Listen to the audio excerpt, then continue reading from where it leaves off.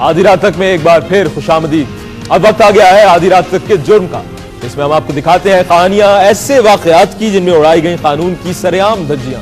कुछ लोग तो अपने अंजाम तक पहुंचे, लेकिन कुछ हैं अब भी जो हैं कानून की पहुंच से बाहर। सौतेलापन क्या होता है और उसका जहर कितना जहरीला होता है, इसका अंदाजा तो सिर्फ वही लगा सकता है जो इसका शिकार बना हो। हैदराबाद में एक सौतेले बाप ने एक ऐसा काम किया जिसे देखकर जमीन और आसमान भी हिल गए। नासिर पठान ने 4 साल सौतेले बेटे को दवाई के धोखे में जहर पिलाकर हमेशा के लिए मौत की नींद सुला दिया। यह है लतीफाबाद का थाना ए सेक्शन। इस थाने के दरो दीवार ने देखा एक दर्दनाक मंजर, ऐसा मंजर जिसे देखकर शायद ये ईंट पत्थर भी रो पड़े हों। इस थाने में पहुंची एक रोती धोती माँ। इस माँ की गोद में थी उसके 4 साला बेटे की लाश। ये माँ मांग रही थी इंसाफ, चाहती थी बेटे के कातिल की गिरफ्तारी। ये औरत है मेहर अली हाउसिंग सोसाइटी कच्ची आबादी की रहने वाली शाजिया। शाजिया के 4 साला बेटे मेहताब को मौत के घाट उतारा शाजिया के दूसरे शौहर ने।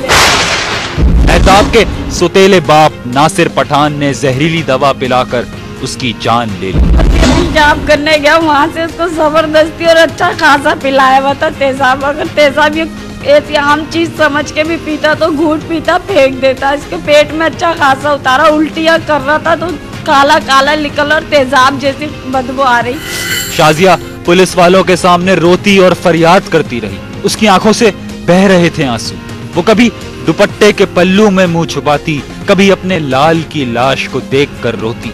शाजिया बार बार बच्चे को आवाज देती कि बेटा उठ जाओ, आंखें खोलो, देखो तुम्हारी माँ परेशान है, उठो नाश्ता कर लो। एक तरफ माँ शिद्दत गम से निडालती, दूसरी जानिब पुलिस वाले उसे पोस्टमार्टम कराने का कह रहे थे। इसीलिए आई हूँ कि मेरे बच्चे का दूसरे आले का नहीं कत्ल कर दे।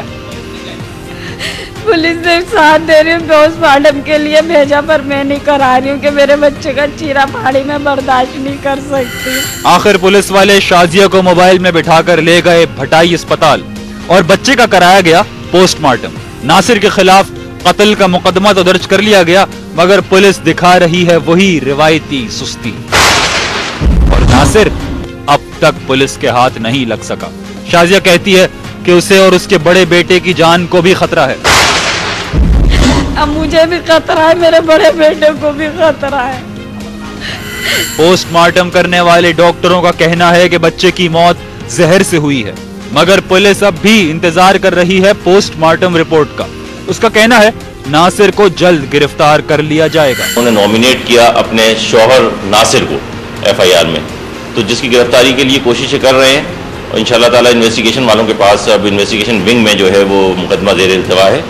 और जैसे ही पोस्टमार्टम की रिपोर्ट आ जाएगी, क्योंकि उसके तमाम वेसल्स वगैरह निकाल कर डॉक्टर्स ने अपने भिजवाए हैं उसके लिए मेडिकल एग्जामिनेशन के लिए।